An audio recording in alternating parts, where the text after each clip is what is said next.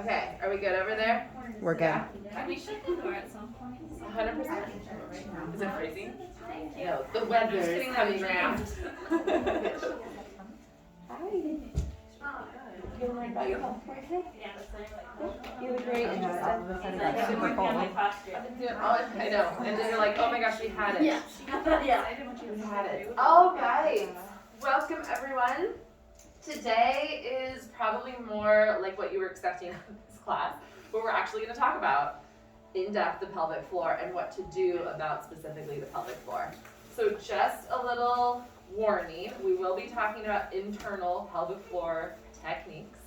I will also be talking about external pelvic floor techniques. That's what I forgot. I forgot all of my lacrosse balls to do external pelvic floor releases, but we'll talk about it. Do you guys have lacrosse balls or tennis balls or foam rolls or anything at home? Okay, Yes. great. It's not rocket science, you basically just sit on a ball. But we will be talking about all of that, and I will be encouraging you in this next week to do your own internal exploration, whether that be with a pelvic wand or your finger. So just a warning. If that doesn't sit well with you, then feel free at any point to take care of your needs and get out of the room and just leave, go to the bathroom, do whatever you need. Yeah, I just want to put that out there in the space. So, today, abdominals and pelvic floor. We have record. I just wanted to make sure. So we're recording today through a phone. It's only being sent to one individual. So feel free to still talk about all the things and do all the things. It's mostly The Bluetooth is disconnecting. cool, perfect. It's a nice calming voice. It is. I know. Like, please share. Just an FYI, I have one more spot for a one-on-one. If anyone after today is like, ooh, I kind of want Jenny to map out my pelvic floor for me to confirm what I feel in there, let me know if you want that spot. And then I do still need a postpartum volunteer for my photo shoot. It's Kim, one of the owners here, is doing the photo shoot, and it's for my website. So if anyone who's postpartum is willing to do that, it will be like 15 minutes on the west side. So just keep me posted if you're cool with that. Today, we're going to do a check-in. We're going to talk about our pelvic floor and abdominals, just like the title of today said. And then we probably won't practice external release because I forgot the lacrosse balls. But we can at least talk through it, and you might even be able to get a release on one of these bolsters or even on a foam roll or on a yoga block a little bit. And then we'll move forward with what we're going to focus on this next week and talk about next week. So, check-in. Name again because, you know, it takes a couple times. I think I've probably got like a half to 3/4 of that. And then if you want to share just any observations, successes, or struggles that you had in this past week with regards to our posture and breathing. Cool? Let's start over here just to mix it up a little bit. And feel free to pass if you want to pass. So Rachel and Jordy, and I guess just was aware how much I like clench my butt. Yeah. And just always like trying. I'm like, let go. The first step is awareness of the thing you're trying to change, right? That we can't change anything, we're not aware of it. So that's huge. That's a huge first step. Cool. Thank you. My name is Alyssa, and yeah, I noticed the same thing. The butt. Lots of glute activation. Okay. And glute activation correlates with pelvic floor activation. So if we are gripped in our glutes, we are gripped in our pelvic floor. So you might find that as we go to ungrip the pelvic floor, that the glutes also like to follow, or sometimes they don't. Sometimes you have to have two different cues to be like, pelvic floor, let it go. Glutes, let it go.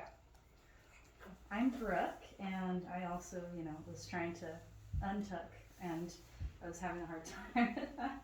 And I'm like, I need to maybe practice neutral posture again with you. Cool. Because I was like in the mirror, and I was like, this doesn't look Is right. this And like, I feel like I'm like hunched, or I'm bending too far back, and yeah. Cool. So you're in the like kind of going one extreme to the other extreme, Yeah. haven't found center ground yet. Yeah. I'm happy to stick around for a little bit and check people or at the end. that one-on-one appointment might be. Cool. Happy to do that. And then allergies have brought a whole nother level to, incontinence as well. Yes. Because I'm like, Oh, no. I just had someone who got sick. Apparently not COVID. You have to say that now. well, not sick, yeah. But just- yeah, but they were like, I didn't know I was peeing myself until I was sneezing all the time. And you're like, yeah, It comes out when there's a lot of pressure. Yes. Thank you for sharing. You're welcome. I'm Jenny Putt. I was also very like aware of my posture and sort of trying to like tip forward a little bit to be mindful of it. But mostly, I feel like I did a good job of like trying to breathe Awesome. into everything. So not, but a good job is like when I can think about it like 5 times a day. And I'm That's like, huge. That's great. So that is 5 times more a day you're breathing than not. So that's Right. huge. Right. Cool. Excellent. Danae. I felt pretty good when I was stationary, but I'm not stationary very often. Yes. So like realizing like, oh, I feel good, and now I'm moving, and I have no idea if I just lost my good posture. Yes. And we will talk more about that in the last week when we like transition into like exercise. And one of the first steps of exercise is like making your day-to-day stuff exercise. Because if you have a baby in utero or you have a baby out of utero, you're lifting weight one way or another. So just our movements in our day-to-day are a form of exercise, and we will kind of take that posture and put it into movement then too. So cool to have the awareness. I'm Amanda. The struggles I had were mostly in my back, where I felt like when I had my pelvic tilted the right way and my ribs right, then I felt like I was hunched, or there was a weird curve in my lower back. So I think my back mobility is probably a challenge. I also had a challenge trying to get weight, like you talked about the tripod in my toes and my heels. I noticed that my weight's always in my heels and barely in my toes at all. Okay. So I struggled with trying to figure out how to do that naturally. Yeah. Yeah, and it takes quite a bit of struggle time before any of it feels remotely natural. Because the idea is you have to kind of reinforce the like awkward where you're struggling to get to posture more often than the like where you're used to sitting in order to make that like scale kind of shift. So expect to be there for like quite some time. But just know that like even when just a little bit becomes more natural, like maybe you're not all the way there, but it's a little bit more natural, that for your body is like, again, huge win. Cool. Thanks for sharing. Courtney, and what I noticed was when I'm engaging my core and then trying to breathe down into my core, it is very difficult because it's like I can't do both basically. Like I'm like trying not to push, but then trying to hold it in. So it's just feels very discoordinated. And today we're going to coordinate that a little bit better because we're going to talk about finding muscles with our exhale, so like contracting muscles with our inhale, specifically our abdominals, but then we're also going to focus on what's going to happen on our inhale with abdominals. So that will hopefully sort it out. If it doesn't, then let me know. But that is, I can totally understand where you're coming from. Yeah. You're like, this is impossible. Because I think the way that you're trying to work it, it is. Yeah. Literally, yeah. Goldie, my name's Goldie. Couple things. I just observe humans as they move, and so when I was traveling this weekend, so standing in lines at airports, for example, just looking at all the women with their like butts. Like I can't stop looking at people's buttholes now. Welcome to my life. So thank you. You're part of the team. Like tough. And so then I really like I definitely have a lot of clenching in that area. Like the last time my back went out, my hemorrhoids also flared up, and so this really brought a new awareness to that process, and I loved the cue about like softening here because that I'm often like relax the ass, relax my ass, relax my, I got something like that's almost like a mantra, but the soften the hips helped really bring me more forward, and then unflaring the ribs, so just bringing more awareness to that. And then while I was skiing really helped, that rib flare cue really helped bring me more forward over my body, which It's helpful. was really helpful. Of Awesome. course, I'm not like, just so many ways where I just kept Reinforcing that, like, oh, body feels like stable and better here. Yeah. Cool. Love it. Thank you. Awesome. Hi, I'm Amber, and this is Bjork, and I'm gonna call it a success that I noticed that I was clenching. Yes, huge success. And I really noticed, I took a yoga class here on Sunday and I really noticed it during yoga class. And something I'm struggling with and I want to learn is how to be in the neutral position when like walking and like especially walking my dog. Yes. Yes. And let's see, how do I say this? We're not meant to like always be in neutral in our life. Like we are meant to be able to move and like be strong in every which way and unpredictable pulling of a dog. When we are rebuilding a core or trying to maintain a core that is ever going downhill because with pregnancy, it's just more particular, we want to be in neutral posture because that gives the core the best chance of doing the rebuild. But then ultimately by kind of doing that rebuild, then you can be on your walk and you can have a yank out of neutral and the core have been coordinated because we were more neutral is able to catch up, like pick up and stabilize. Does that make sense?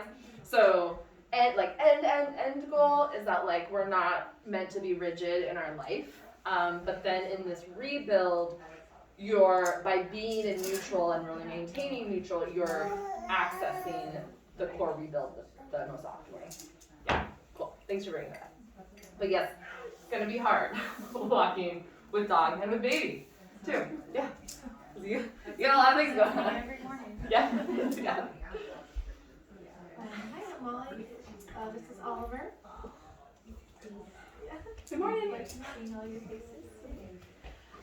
I guess one of the successes was, yeah, like you said, just noticing and like being able to. I like what you said about the cue, of the rib flare, because it's true. When I do that, and it's like I can find myself more emotionally regulated that way as well, which is pretty lovely. And Bless you. bless you. The struggles would be. I don't remember who mentioned it once, but like I had just gotten an IUD a couple weeks ago, and it felt like my body's trying to get rid of it. Yeah. And so I went to feel the strings. I was like, this doesn't feel right, and I think I have prolapse or something because it's like this far from the extruded. Like your cervix is that far? Yeah, and I'm like, that doesn't feel right. So. But then, it's like when you can bring everything in and the core is in, then everything just feels better. So Yes. I just know. Cool. This is a good start. I'm noticing. Love it. Love it. And my word for last week was fascinated. Oh, I like that you brought. Yes. Great. I thought about that a little while. Okay. And I love that. That's impressive. You've remembered it this whole time. Very impressive. Okay. Thank you, everyone, for sharing. Okay, this is like the big take home for today is that when it comes to the pelvic floor, we're focusing on relaxing the pelvic floor. And when it comes to the abdominals, we are focusing on tightening or contracting the abdominals. So pelvic floor relaxation, abdominal contraction.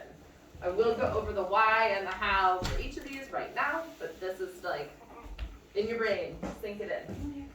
So why pelvic floor relaxation? We've kind of tapped into a few of the why is the pelvic floor tight?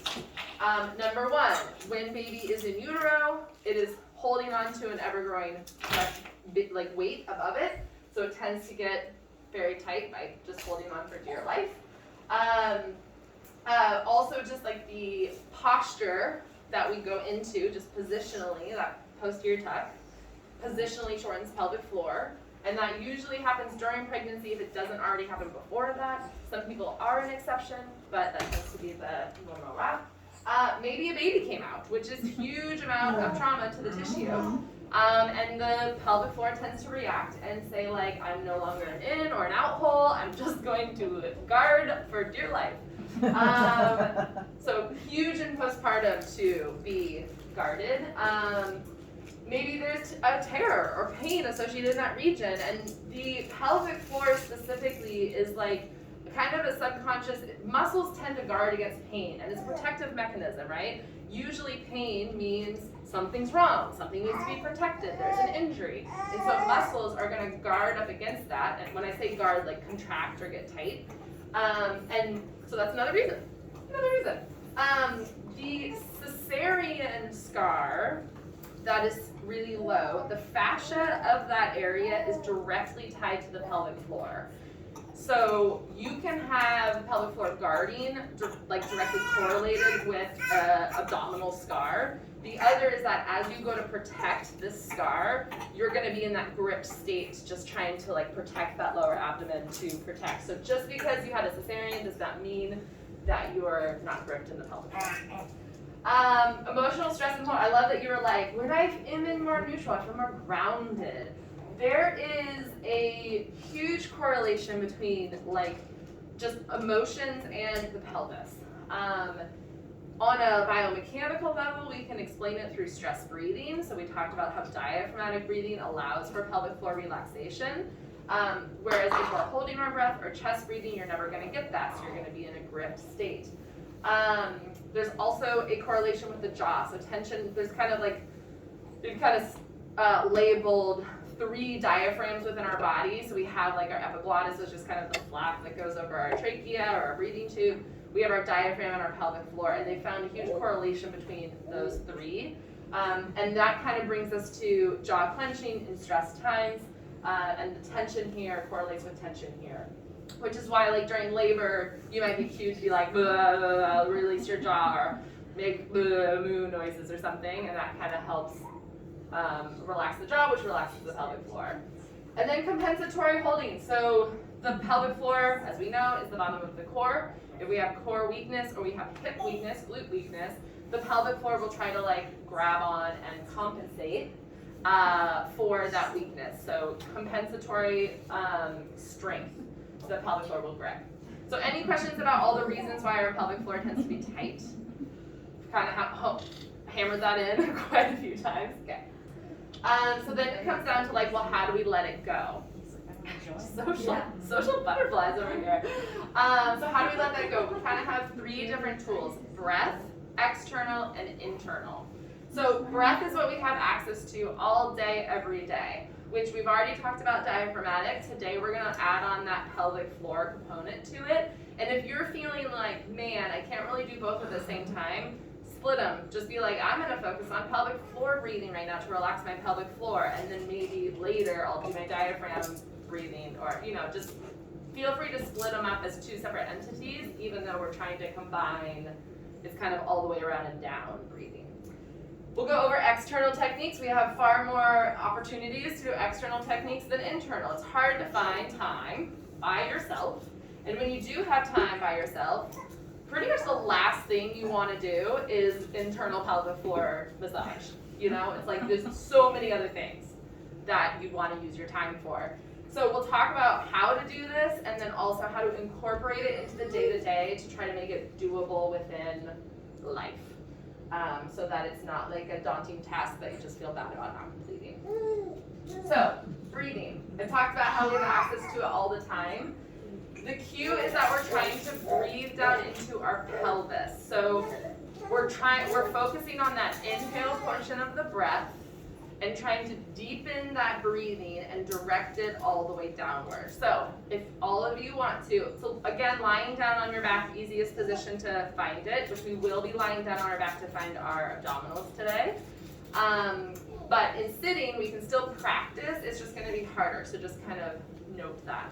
So you can take your hands, put them above your pubic bone in that lower abdominal fascia. That's connected to the pelvic floor. That can give you some feedback. Or you can literally take your hand and sit on your perineum. That's going to give you direct feedback as well. And what you're trying to do is tune into your inhale. So we want to take a bigger breath, a deeper breath than maybe what we've been doing, similar to that diaphragmatic. But now we're directing that inhale into our hands down below. So we're trying to fill up the pelvis. So we did this kind of as the first way to get it out of our chest, but now we're trying to be even more specific and fill up the bowl. So you can think about kind of breathing down into your sit bones, breathing down into your tailbone. When we have a baby in there, we have to breathe all the way around baby and below baby. Now the reason why for many this is going to be a priority, again, it's going to be easier in neutral posture, so neutral posture is always number 1 on the list. But this breath is useful for labor and delivery because it ensures that your pelvic floor is relaxed when you go to push something out of it. Pooping, peeing, that way you don't have to like bear down, create more pressure, and that you can fully empty by relaxing the pelvic floor. And for penetrative sex.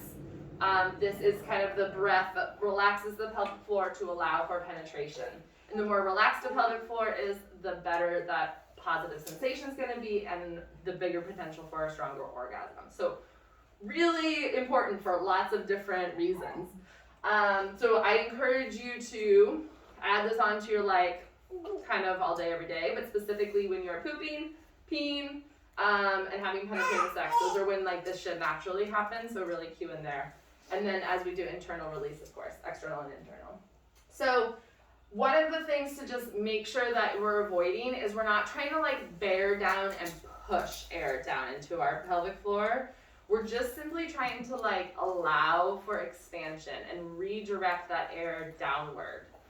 So you're trying to feel this little like let go. It is possible that if you've had a tight pelvic floor for a long time, when you feel that let go, you might be cued like I have to pee. And that is because the only time that you have done this in your day is when you pee, so your brain kind of remembers like, oh, pelvic floor relaxation, pee. Don't worry, you won't pee yourself. It's just tight, really tight pelvic floors when they're initially let go of will give that little cue. We talked about that, and then you can incorporate different positions, and this is where yoga is phenomenal because it puts you into quite a few of them. But different positions will positionally lengthen the pelvic floor. So we talked about how that like tuck makes it shortened. We can take that the opposite way and we can lengthen the pelvic floor through positions.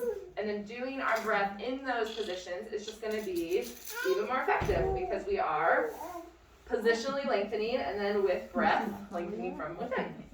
So positions that we have are happy baby. I'll just do a little, well, we got probably some good demonstrators. I'll just do a little demonstration of these guys. So we've got our happy baby is when we're coming here. You can also have your legs supported up on a wall as well if holding your legs is not comfortable. But anything in this region is great. We've got like any supported squat, so that like deep squat position, whether you're sitting on a yoga block to kind of support you, but anything wide here. We've got child's pose, so kind of bringing your hips back down to your ankles. And you can play around with like legs wide and knees in. Kind of gets different parts of the pelvic floor. And we have butterfly. So anything kind of like widen of the knees, any hip openers are going to be good too. So you've got options for if you're laying down with baby and you're focusing on your pelvic floor. You can just kind of get into one of these positions and it'll just be more effective than standing and breathing. Cool? Any questions about that? So all day, every day. Put it on your all day, every day list, yeah? Okay, then we've got external. I knew I was forgetting something. I have videos in your handout of me doing this, but it's not anything complicated. It's essentially sitting on a foam roll or sitting on a lacrosse ball or some form of ball, and you can see that you have access to quite a bit of the pelvic floor from the outside. So the key is that you are inside of your sit bones. Anywhere along here is going to be inside of pelvic floor.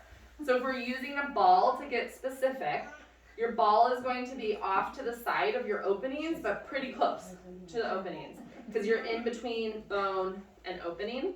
And you can kind of go from front all the way back to the side of your tailbone. So this whole region.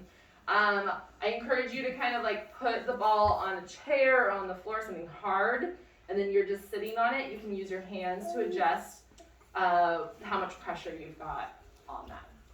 And then I'm gonna borrow this poster over here. I'm just gonna pretend this is a foam roll, but you could even, like this would work too. So if you have your foam roll, the concept is that it just needs to be like a little bit narrow to be able to fit in between those two bones. But essentially on a foam roll, you can kind of play around with like one leg out, both legs back, here. You can play around, you can do pelvic tilts to get front to back. You can go side to side.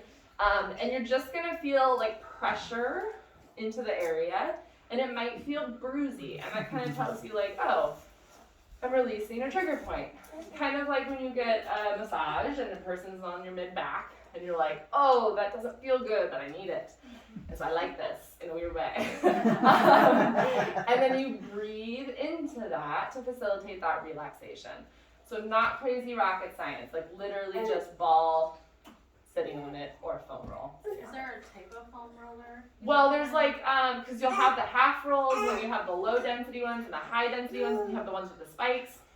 I would recommend not doing spikes for like lots of reasons, but maybe some people like that, I don't know.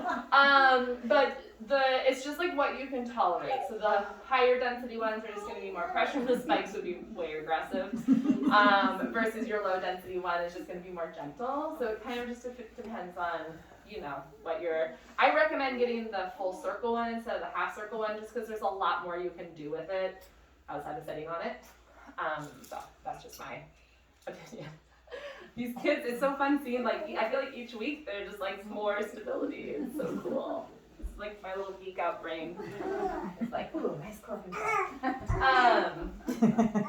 Lacrosse ball, I like to use lacrosse balls, and I'll make sure I bring a ton next time so I can like hand them out if you guys need some. Tennis ball is gonna be softer, so less intense. And then has anyone ever heard of a pinky ball? It's got like a little give to it. So it's just gonna be, yeah, you like the pinky balls? Less aggressive than like your lacrosse ball. Cool. But you can see this is kind of how it looks. Okay, internal. This is the primary thing that pelvic PTs do when you go that makes them a pelvic PT that's different than every other PT is that they're qualified to do internal work. Most of the time, 90-70% of the time, that's what you're getting from a pelvic PT is internal massage. The concept that it is difficult to do is like people think like, oh man, like this person's really skilled because they can do internal massage.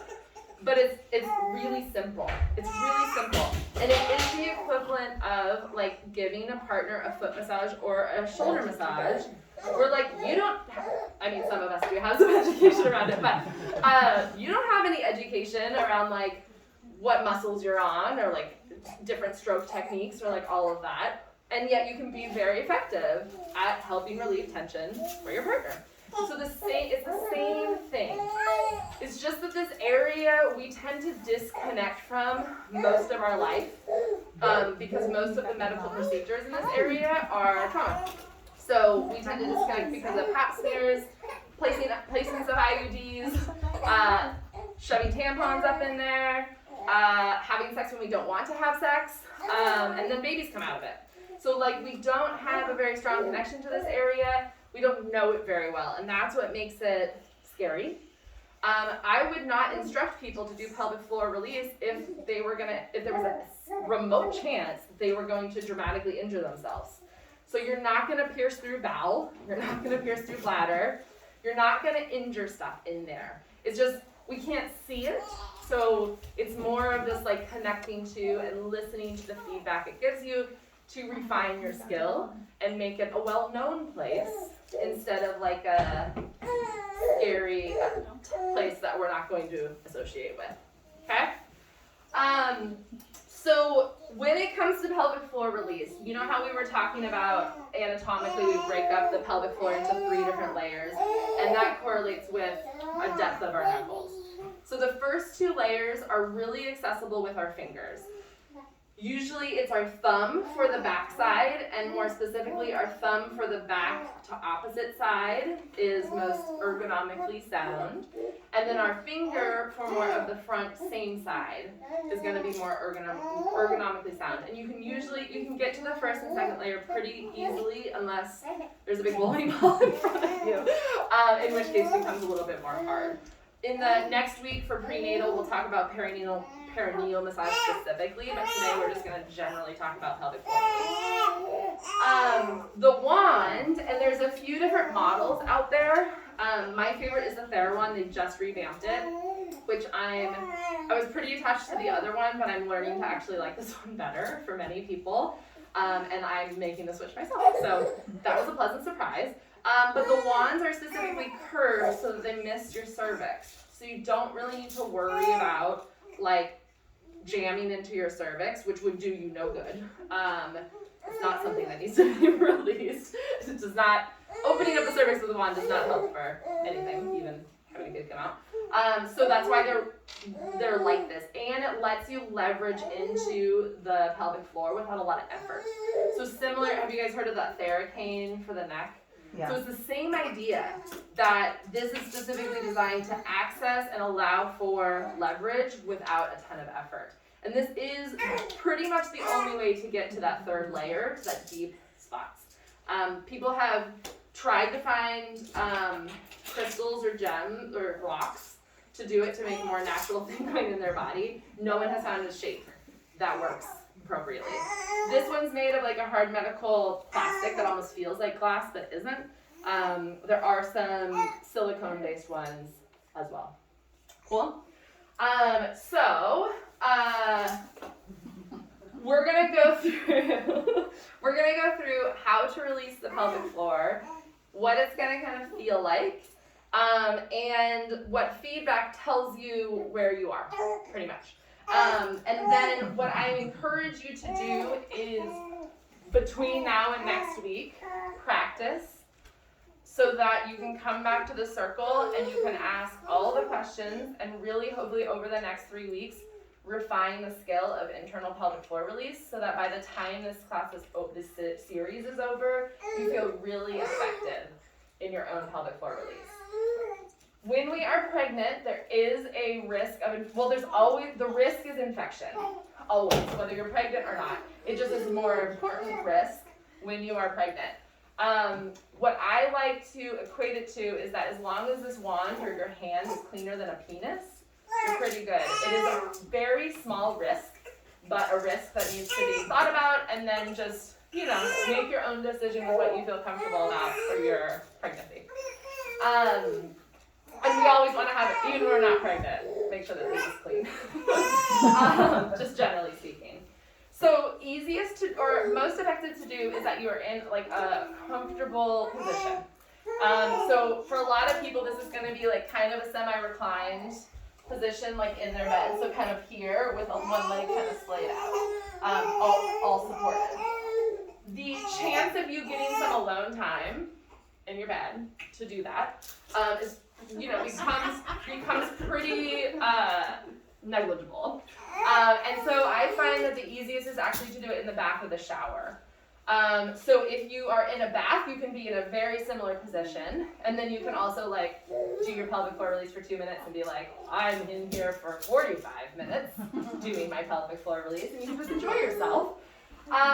If you're in a shower, if it has like a tub to it, or you have a little venture stool, you want to put a foot up on that stool, and then that's the side you're going to be releasing because it's not working to hold you up. So less effective because you're upright, but also like way easier to be like, okay, now I'm in this position, now I'm done.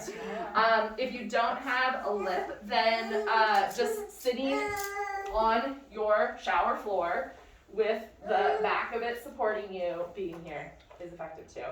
So I find that if you keep your lube and your wand in the shower and you just commit to a very short duration every shower you take, like 2 minutes, that is the easiest way to get this in consistently. And similar to yoga, the day-to-day little bit is far more effective than like once a week for 30 minutes. So you can make a lot of gains with doing like 2 to 5 minutes most days of the week. So that's what I encourage trying to develop as a practice. With regards to the actual release, I always recommend that people use wand first, release the deep bowl, so third layer, and then use fingers at the opening. And this is because at the opening there's usually scar tissue present where it is very sensitive, very uncomfortable. And by relieving a pull from any trigger points in that third layer, you will decrease the scar sensitivity. So by going deep and releasing, you'll then be able to tolerate better the more superficial. If you are not going to buy a wand today, you do not have that option, but I would just for finger-wise go as deep as you can, release, and then edge yourself out, making the opening like the last part. That make sense? So if you have the wand, this is my handy dandy, and there's a video of this, and I'm happy to go over this like every time if you just want me to. I run a virtual program online too, where we actually do like live releases together, and I've just found it very effective for me to be in real time with people being like, I'm feeling this, and I'm like, oh, that's this, you know, like confirming whether you have a prolapse, or being like, that scar tissue, like do this with it, or you know, all the things. So happy, I just want the next couple weeks to be like in the direction of making this like a really comfortable thing that you do. Yeah, I'm excited too. So cute. Gosh, my ovaries. Okay. Okay, so if you have a wand, you want to make sure your wand is clean. Soap and water is totally fine. And lube. I brought my favorite lube. I brought samples of it and also bottles to buy. It's Uber Lube. It's a silicone-based lube, so it's not natural. So that's like the negative about it. If you're gonna go natural, coconut oil is the best as long as you're not allergic to or repulsed by coconut. But coconut oil has a microbial, like antimicrobial property to it, so, and very nutritious for the tissues, so lots of benefits with that. Silicone, a little bit goes a long way, and it's really silky soft after, so you don't kind of feel like this big mess, and you don't have to reapply it at any point, so that's why silicone's my favorite lube, and probably another reason why I don't use the silicone wand, because you're not supposed to put silicone on silicone. But I can give you all links to all the other wands if you want to go shopping around for what wand you think looks the most fun. So, lubed, washed, you're going to insert the wand pointing up to your belly button, pretty deep. If you are not able to have any penetration from the surface, like from the opening, like you're not able to get anything in, no tampons, no nothing, then you will be using your finger and you will be sitting at your opening and breathing into it and waiting for there to be a little softness to allow your finger in. So just know that if you don't feel like you have a hole, you want to go finger and just sit and breathe into it until there's softening, and then just follow that softness. You'll end up inside at a certain point. And then you just want to work on improving that tunnel to be more of an opening to allow for something else.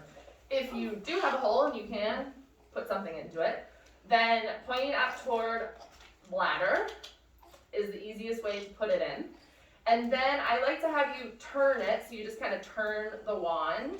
So the handle's going to be the opposite direction of where the wand's pointed. Turn it toward a hip. Apply a little bit of pressure, so that's like with a wand tilt. And then work your way from hip toward tailbone, toward other hip. Depending on position of tailbone and how tight it is straight back, you might feel like it's too uncomfortable to go all the way across. Feel free then to just come up toward the bladder and then go from the other side. Areas that give you feedback that it's a trigger point are areas of discomfort. You might describe it as tight or sharp or achy or bruised or just any sensation other than, oh, the wand is right there and I feel it. That's normal sensation. So anything outside of that is your feedback that you're on a trigger point. You want to stay there, breathe into it, and wait for that discomfort to decrease. That is your feedback that you're making a tissue difference.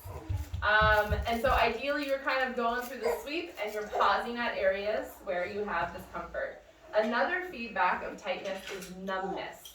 So if you get to a spot and you're like, man, I could crank into this as hard as I wanted, and I barely feel much of anything in there, that is actually tighter than the areas that cause discomfort. So numbness is your tightest areas, uncomfortable is your next tightest, and then normal is, I know where the wand is, and I just feel it kind of pushing in, okay? So if you hit a numb spot, those are your priorities.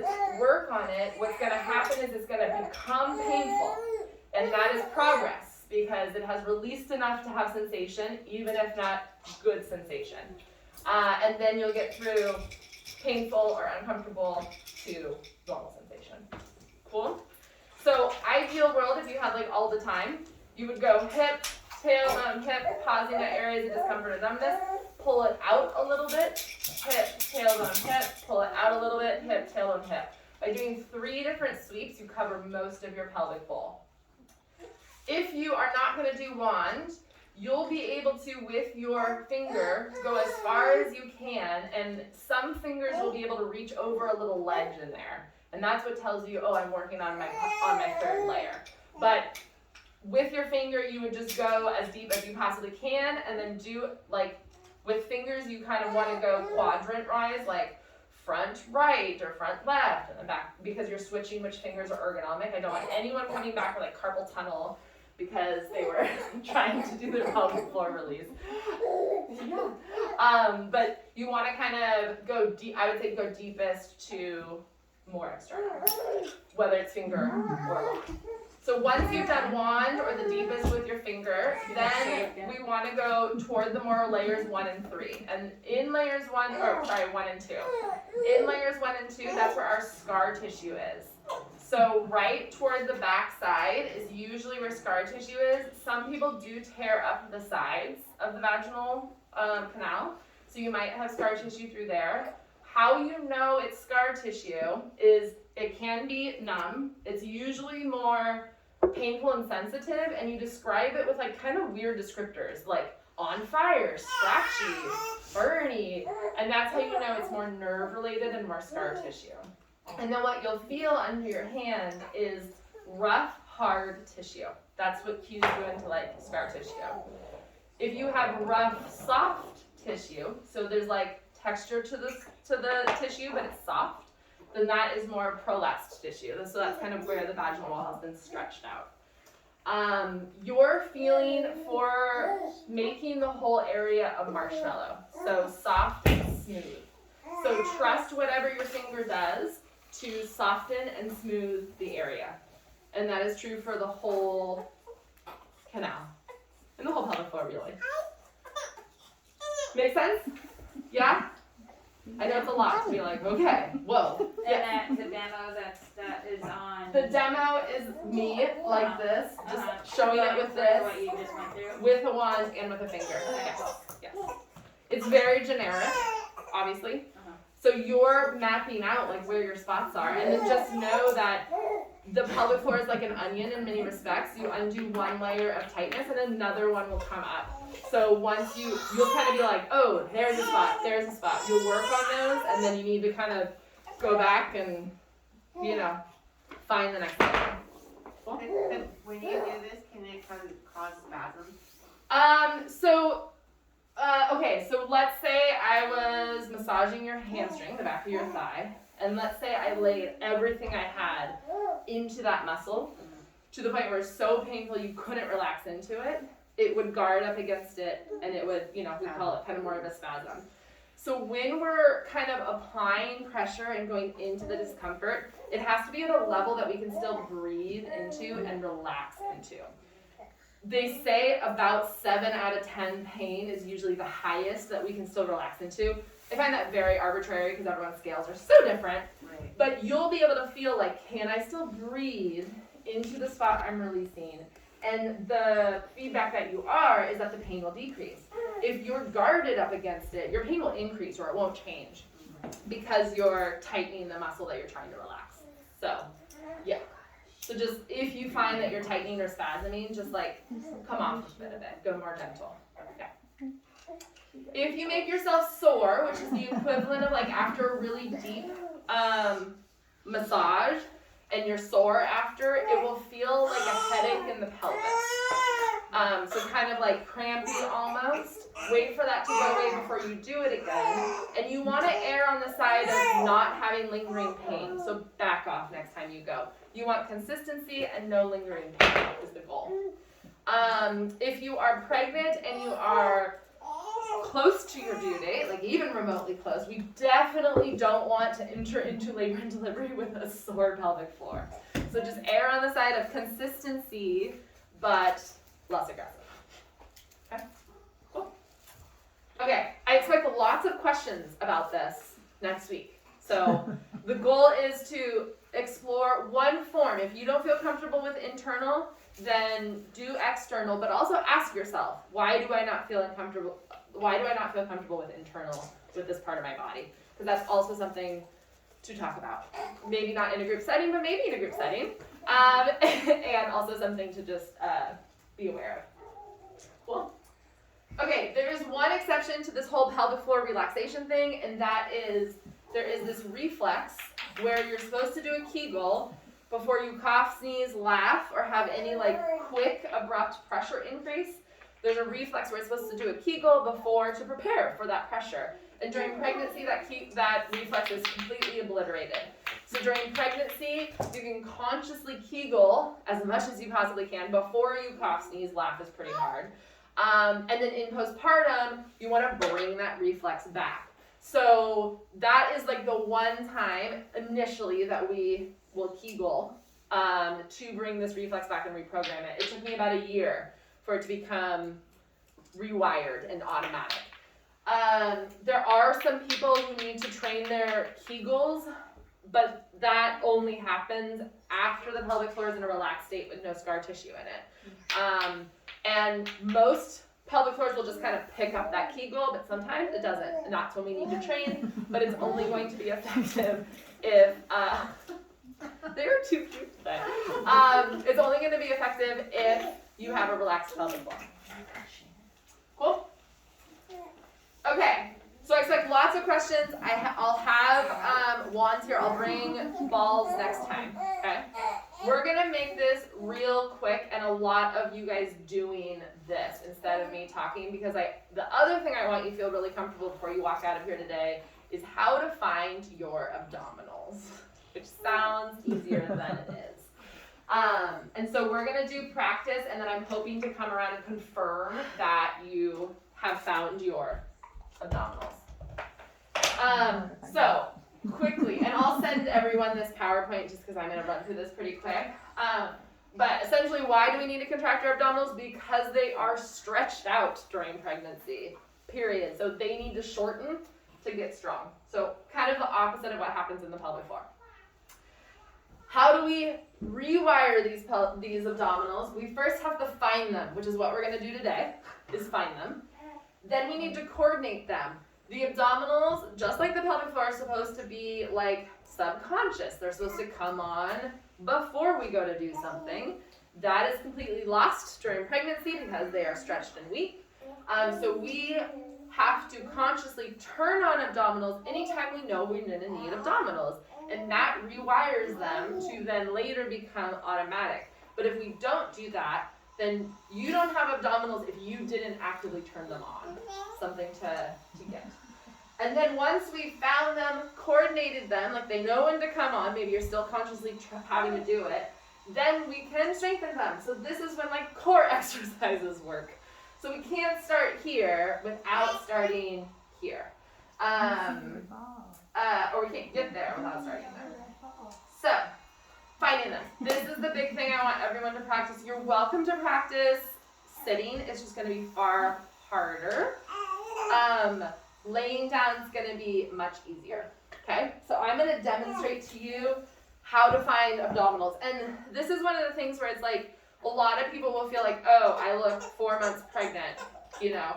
And it's not a like you need to lose weight situation. It's just that the lower abdominals have like been stretched out the most, and so pressure in your abdomen is just sinking right into them, and that's what makes you like right now. I'm just generating a ton of pressure with no abdominal activity, so anyone can look 4 months pregnant. So just know that like if you have that, this is the process to like bring it on back. So we're going to break up the abdominals into 2 different spots, the upper and the lower. We're specifically looking for the transverse abdominis. It's a muscle that wraps around from our back, around to the sides, and it's like a corset. It does not move the spine, which is why we like it so much. It's our primary stabilizer. It also means that when we go to find it, we can't be moving our spine. Because if we're moving our spine to find it, it means we're recruiting these other guys that are spine movers. So when we're finding it, we want no spine movement, no butt gripping. A lot of the biggest compensation is to tuck and grip butt to try to find these guys, and then to try to find these guys, essentially do a crunch. So lower, we're gonna use our exhale to find it, because we know with breathing that inhale, expansion, exhale, contraction. So we use our exhale to find it. If you're pregnant, it's real easy. It's just hug baby up and toward your spine. That's really easy. Postpartum, far more difficult. There's a few different cues I like to use, but essentially what you're looking for is that your belly button comes up and toward your spine. So you're reducing the size of your belly without any spinal movement. So belly button up and toward spine on your exhale without any spinal movement, without any gripping. Another cue you can do is like zipping up really tight jeans or trying to narrow your two hip bones. But you're looking for belly button to come up to your spine and tension to be throughout. So that's what makes it different than sucking it in. Because if we suck it in, then it's still soft and squishy. You've reduced your belly, but soft and squishy. Versus actively putting on that muscle corset to draw in with tension. Okay? Today, I expect you to feel very little tension here. Okay? But if you know that your belly's being reduced and belly button's going up towards spine, even a little bit of tension, that's your initial, that's your first step. From the top, we've talked about how the rib cage tends to kind of open up and flare during pregnancy. From the top, we're trying to close that rib cage. So the opposite of our diaphragmatic breath of opening the umbrella, we're now trying to close the umbrella. So if you were to pick 2 points on either side of your rib cage, you're trying to narrow it. You can also think about this being the angle of the rib cage. That's going to narrow as well, but without actual crunch movement. So that is your upper. We put the two together, and what you're looking for is tension throughout, no spinal movement, and a drawing in of the belly. So a reduction of size of belly. Cool? Any questions about that? No? I'm gonna just breeze through this, and then I'm happy to stay and go over everyone's, because ideally that's what happens. But if you need to leave, then leave, and we'll get you somewhere. So coordinating them, like I said, they're not gonna just come on automatically. So let's say I was gonna go pick something up. I would want to exhale, put on my muscle corset, keep that corset on the whole duration, pick up the thing. That's the most stable you're going to be. Yeah? Now this changes. This is where it's what do I do on the inhale? This changes. The most stable right now as you learn this is going to be exhale before, keep the exhale the whole duration. As you get stronger, you'll get to the point where you'll be able to walk up to something and exhale during the lift to get your abdominals. And then big picture is that we should be stable on our inhale and exhale. I don't like strengthening my neck, Mom. It's for your own good. It's for your own good. This is the first step to walking. Just remember.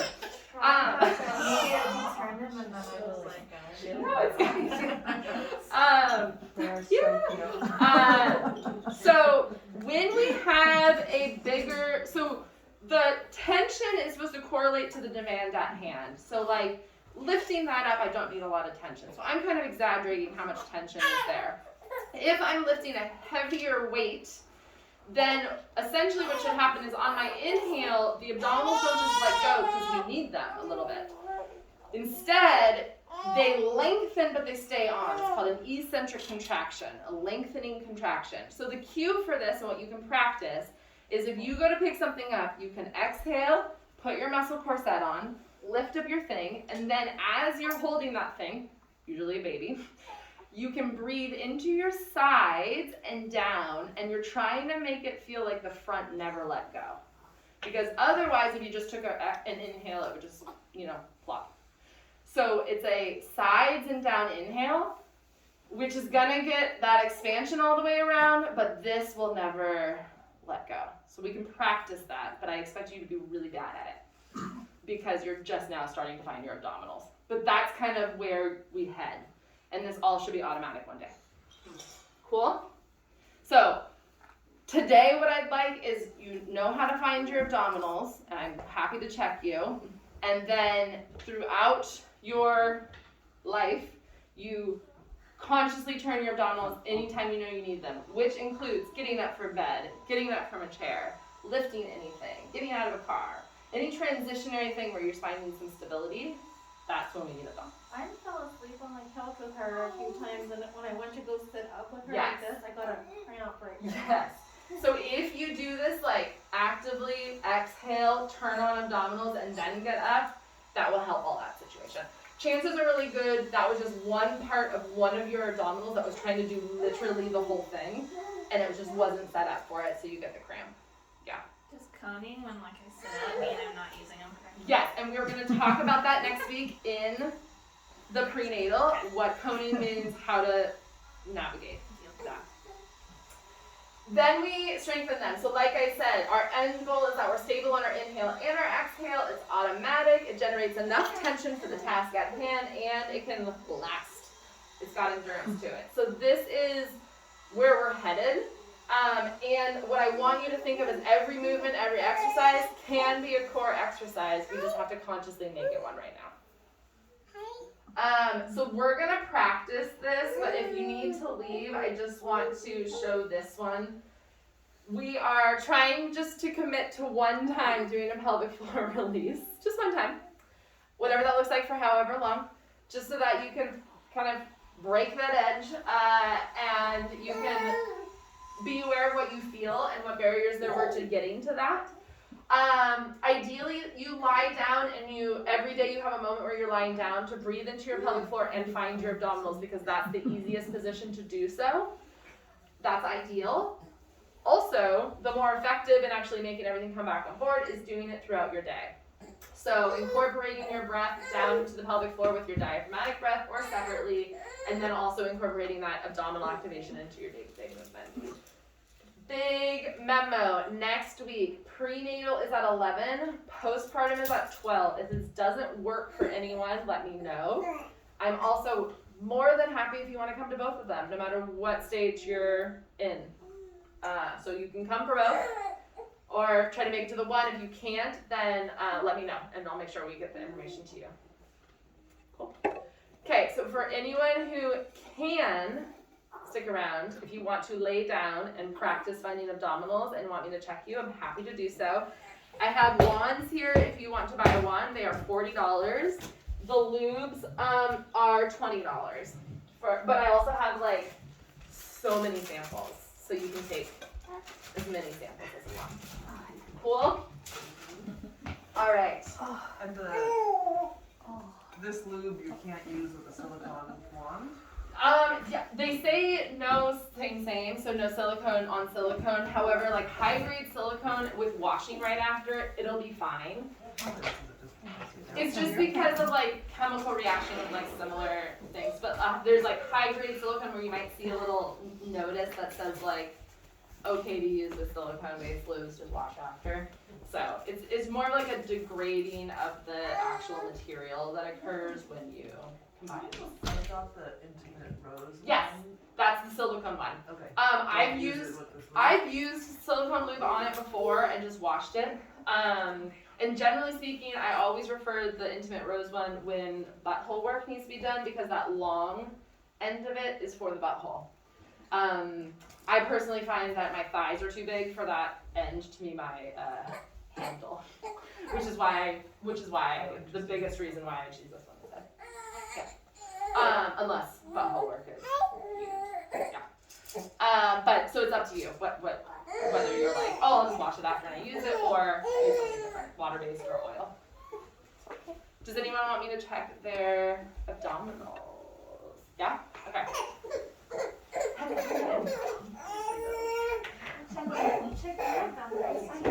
You're such a strong little guy. Okay. Go ahead and lay down. Yeah, I would lay down. Meanwhile. Back, flat, knees bent. Perfect sense. It'll be 6 months. Yeah, about 6 months. Yeah, I Yeah. was surprised that he was sitting like that. She So started not, sitting no, on you around wanna 7. have Okay. a little bit of perfect yeah, remember how we talked about the top and the flat spine? Basically, when you're talking about, like, Yeah, you you wanna wanna have go a is is that that middle sense? space with a little bit Yeah, apparently his dad's family, it's like in the line. Well, and I would even encourage you to Yeah. do yoga as well. But It's all his I dad think said. that yoga's and yoga Yeah. body something But yeah, it's really been to tell wild. your family member Oh my is god. a cancer restoration Yeah, I can tell he's like, I'm right, helps I'm them out. anyone who has low back pain. But it's not functional because we should be in touch condition always. And I think it's inspiring. Yeah, that's what I can say. I'm like, so you're gonna take a big deep breath in. Like, And then nice to your and exhale. totally got his head. Yeah, so you're gonna feel like, oh, not a lot of tension there. That's gonna improve as you keep practicing. But the reason I know you're doing it right is because your belly is deep and you're not doing I'm it so crazy. closing it so far away. Exaggerating the accent.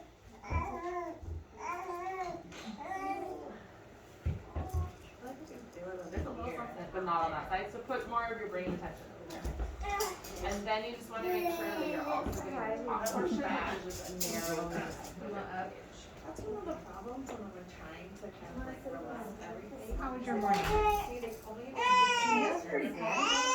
but I don't know You if seem that's very just happy today, and I love it.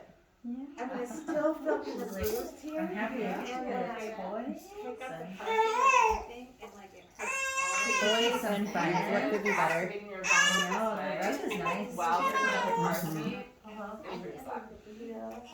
I couldn't remember when we had it out or not. Good question. So how do you know what you're feeling? So then on your same exhale thing, so inhale. Do your inhale first. Good. Out. Yes. And then on your exhale, take these two spots. Just like yes, but don't push the steps. So get back in there too. Yes. Do you feel that it's just kind of like it's like cinching up with your whole abdomen? You're so good. I can hold them. You're so funny. It's like extra. How do you know if there's diastasis or? We're gonna, in the postpartum one next week, we're gonna assess everyone for diastasis recti, and then we're gonna incorporate abdominal activation to reduce that. So all of that will be. So many toys he's left. Okay, cool. Thanks. So many wonderful toys. You did good. You done good. Thank you. Should I stop our friend I look over Okay. here? good. Thank you so much. How's best we get that to her?